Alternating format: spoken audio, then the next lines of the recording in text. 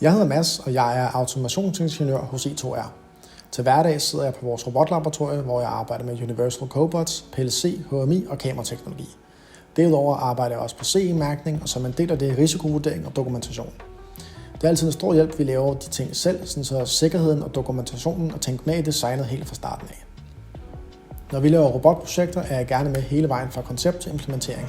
Og som en del af de her robotprojekter er det meget vigtigt, at vi har et tæt samarbejde med kunden og en rigtig god dialog med kundens slutbruger.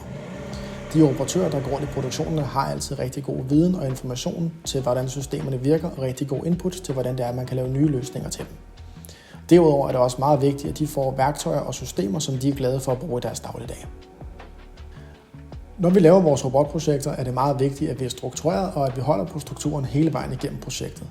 På denne måde får vi kigget kritisk på alle de forskellige løsningsmuligheder, og vi får valgt den løsning, der er mest optimal til jeres produktion.